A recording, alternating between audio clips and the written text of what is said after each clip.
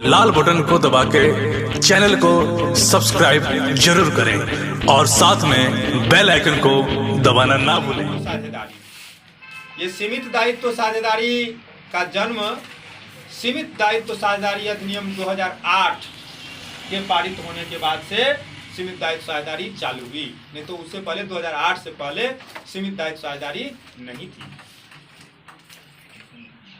सीमित दायित्व साझेदारी में क्या होता है, इसमें सदस्यों का दायित्व उनके द्वारा लगाई गई पूंजी तक सीमित होता है।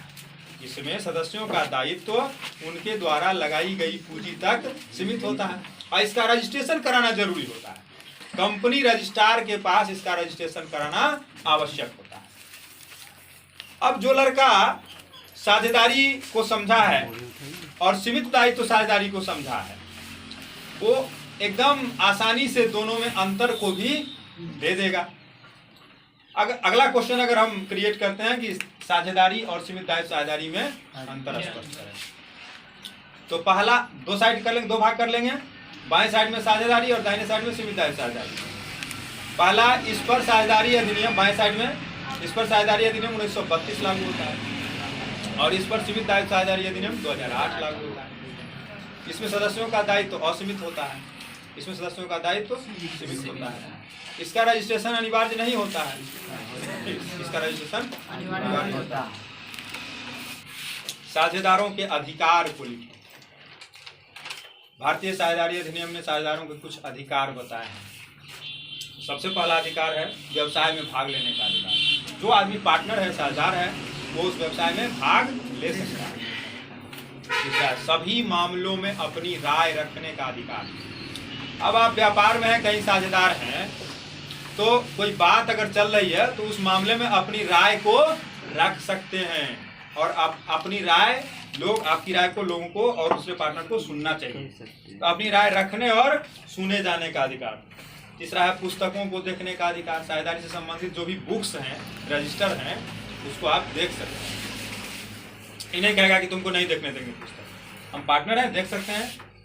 अगला, लाभ में हिस्सा प्राप्त करने का अधिकार। अगर लाभ होगा तो लाभ में हिस्सा मिलना चाहिए साझेदार।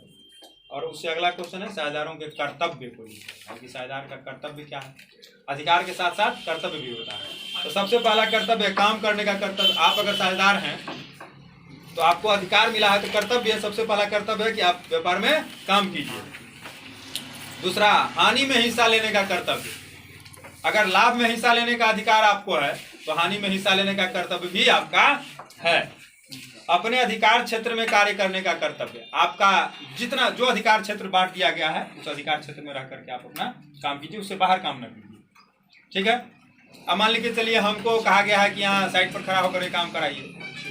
हम तो काम कराने का भागी ना है, बालू कहाँ से गिरेगा, सीमेंट कहाँ से गिरेगा, ये दूसरे पार्टनर का काम है। तो उसके काम में इंटरफेयर हम न करें कि बालू इससे नहीं लीजिए, उससे लीजिए, ये कीजिए, वो कीजिए। तो जब काम का बंटवारा हो गया है तो हमको जो काम दिया गया है मुझे अपने काम पे कंसंट्रेट करना चाहिए, अपने काम पे ध्यान देना चाहिए। ठीक है। और अपने हित का हस्तांतरण न करने का कर्तव्य। अपना बदला में अपना हित किसी दूसरे आदमी को आप न दे दें, ये भी आपका कर्तव्य है। अब अगला क्वेश्चन बड़ा इंपॉर्टेंट क्वेश्चन, साझेदारी संलेख या करार। हमारे YouTube चैनल में इसको पहले भी डाला जा चुका है, साझेदारी संलेख या करार को। साझेदारी संलेख या करार से संबंधित मेरे YouTube चैनल में पिछला भी वीडियो है। साझेदारी संलेख है क्या? साझेदारी संलेख एक समझौता है, लिखित समझौता। साझेदारी संलेख एक लिखित प्रपत्र या प्रलेख है जिसमें साझेदारी व्यवसाय को चलाने से संबंधित सभी बातों का उल्लेख रहता है। इसको ज्यादा नहीं, इसको एकदम आसान भाव में समझिए। जैसे बाइक रखे हुए हैं तो बाइक का कागज होता है ना, पेपर होता है ना। जमीन है तो जमीन का कागज होता है ना, पेपर होता है ना। उसी तरह से साझेदारी का जो कागज होता है, पेपर होता है, वही कहलाता है साझेदारी संलेख। तो साझेदारी संलेख एक पंजीकृत या अपंजीकृत, पंजीकृत का मतलब रजिस्टर्ड। तो साझेदारी में आप रजिस्ट्रेशन करा भी सकते हैं, नहीं भी करा सकते हैं। अगर आप रजिस्ट्रेशन कराए हुए हैं तो रजिस्टर्ड कागज होगा और नहीं कराए हुए तो रजिस्टर्ड नहीं होगा। तो साझेदारी संलेख एक पंजीकृत या अपंजीकृत प्रपत्र या प्रलेख है। प्रपत्र माने क्या?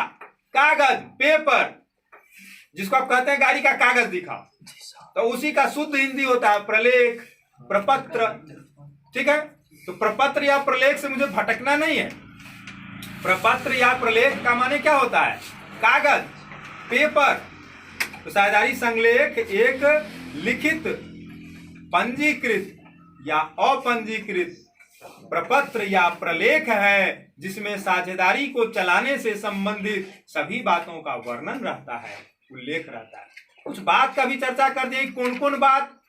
तो साझेदारी फर्म का नाम पता, जो फर्म, कौन सा फर्म है, क्या नाम है भाई इसका, उसका कारोबार, कौन कारोबार कर रही है, तो हमारा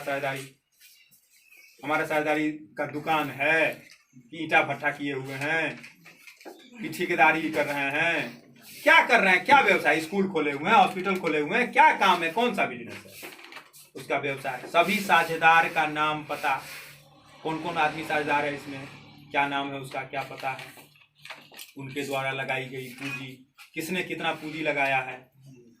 लाभों का बंटवारा, लाभ का बंटवारा कैसे होगा? सब आदमी बराबर बराबर करेगा कि एक आदमी कम एक आदमी ज्यादा करेगा। ये सारी बातों का चर्चा साझेदारी संलेख में रहता है। और भी बहुत बातों का चर्चा रहता है, लेकिन ये प्रमुख बातें हैं। ठीक।